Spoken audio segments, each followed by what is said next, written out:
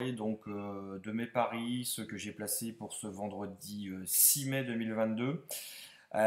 Deux matchs, un en Bundesliga 2 qui va concerner donc Düsseldorf à Darmstadt et un autre aux Pays-Bas concernant l'Eredivisie avec Cambuur contre Wolwich. Je ne sais pas si ça se prononce comme ça, vous me pardonnerez pour la prononciation si ce n'est pas le cas, si elle n'est pas exacte. Avant toute chose, n'hésitez pas comme d'habitude à faire un petit like, hein, ça fait toujours plaisir pour le référencement en tout cas de la vidéo. On va commencer donc par Düsseldorf Darmstadt, match de Bundesliga 2. Pourquoi j'ai sélectionné ce match? Pour plusieurs raisons. La première, c'est qu'il y a un enjeu. Darmstadt est deuxième. Sont deuxième à égalité de points avec le Werder Bremen qui a 57 points. Darmstadt joue clairement la montée à 2 points du premier, 3 points d'avance sur Hambourg qui est quatrième.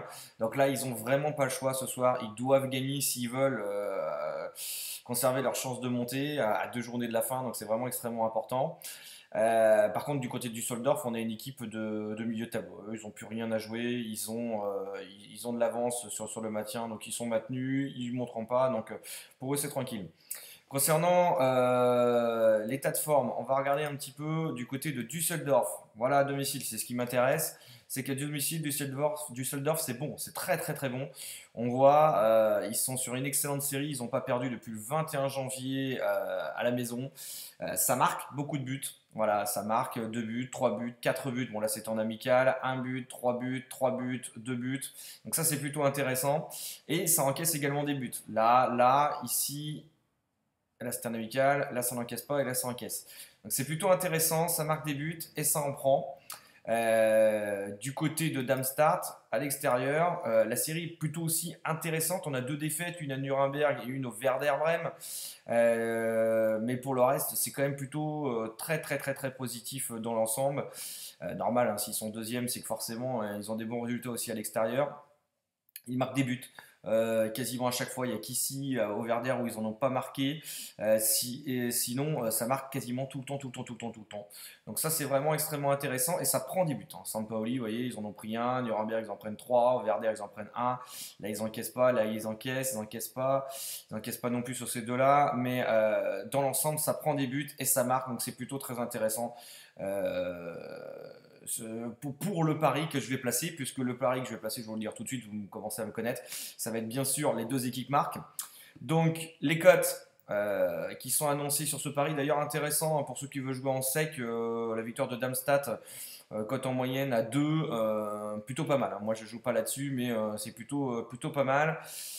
Les deux équipes marques, on est forcément sur une cote basse, on est visiblement en moyenne entre 1,45 et 1,50. Donc moi ce que je vous conseille sur ce match, deux solutions, soit pour ceux qui jouent en combi, écoutez vous le passez en combi et vous rajouterez peut-être éventuellement le deuxième match que je vais vous proposer juste après, ça peut faire une cote intéressante certainement aux alentours des deux. Sinon vous le placez en live. En Allemagne, il n'y a pas forcément beaucoup de buts dans le premier quart d'heure. D'ailleurs, dans la majorité des matchs, il n'y a pas forcément beaucoup de buts dans le premier quart d'heure. Et ça peut être intéressant d'attendre un petit quart d'heure. Je pense que là, sur les bookmakers standards, vous serez au bout d'un quart d'heure certainement aux alentours des 1,60, 1,65. Donc ça peut être pas trop mal. De l'autre côté, pour ceux qui jouent sur les plateformes de betting exchange et qui jouent ou sur Pinac, hein, là où il y a les meilleures cotes évidemment, là on va avoir une cote bien plus intéressante encore une fois sur Orbitix. Voilà, on est les deux équipes marquent un beau team to score. Yes, on est à 1,57, donc on est sur une cote bien plus élevée. Donc là clairement à 1,57, au bout de 15 minutes de jeu, vous passez la barre des 1,70 facile.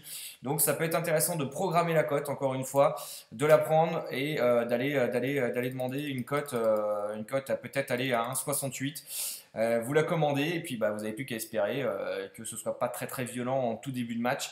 Et comme ça, vous pourrez prendre cette cote peut-être au bout de 12-13 minutes. Donc ça peut être plutôt pas mal. Donc voilà pour le premier pari. Le deuxième que j'ai placé, c'est aux Pays-Bas. Cambuur contre Woolwich. Alors là, en termes d'enjeu, il n'y en a aucun puisque les deux clubs sont sauvés. Enfin, presque. Enfin, non, c'est sauvé pour Cambuur, mais c'est pas sauvé pour Woolwich. Bon, ils ont quand même pas mal d'avance. Hein. Ils ont 5 points d'avance sur le 16e barragiste. Donc, il y a quand même un petit enjeu là. Mais bon, voilà, ils ont une marge. Pourquoi j'ai sélectionné ce match?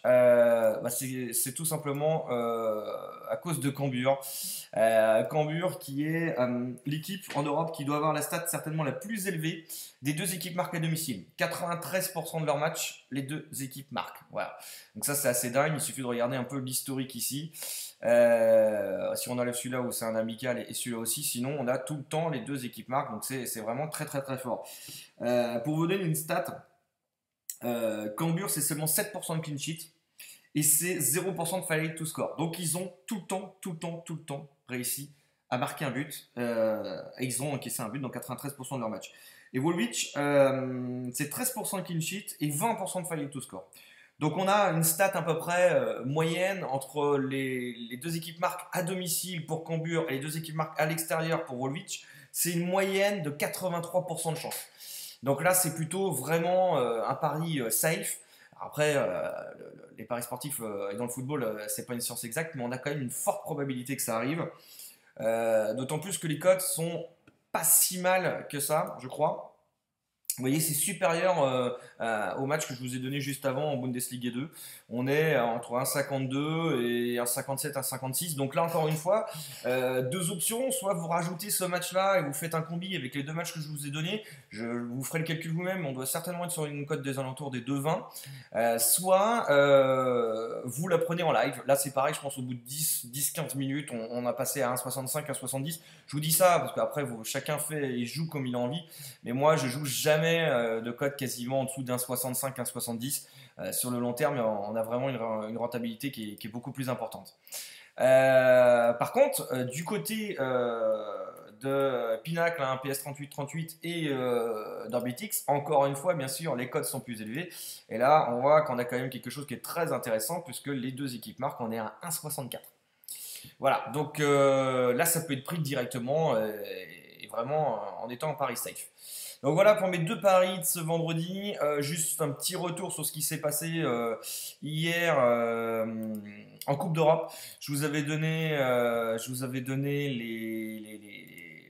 les deux équipes marques pour 3 matchs.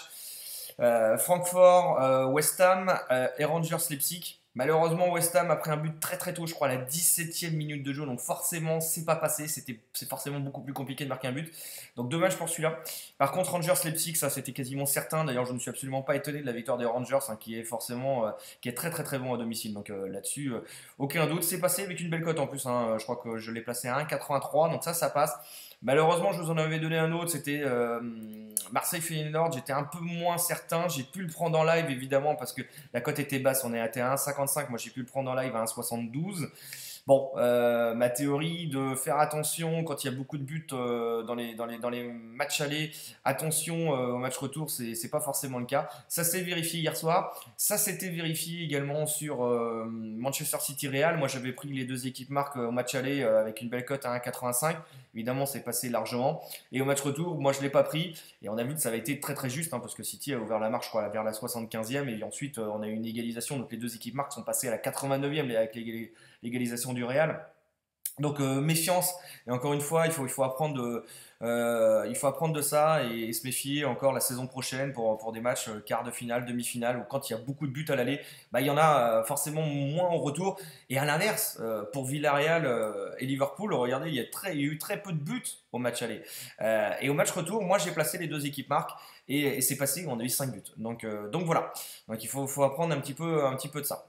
Voilà à vous, écoutez, vous faites ce que vous voulez, je vous remercie encore comme d'habitude, et puis n'hésitez pas à faire un petit like sur la vidéo, ça fait toujours plaisir. Je vais vous en faire une nouvelle très très rapidement, puisque samedi il y a beaucoup de matchs que j'ai sélectionnés, et il doit y en avoir un ou deux également dimanche, donc je vous envoie une vidéo très très rapidement. Merci à vous, à très bientôt, ciao ciao.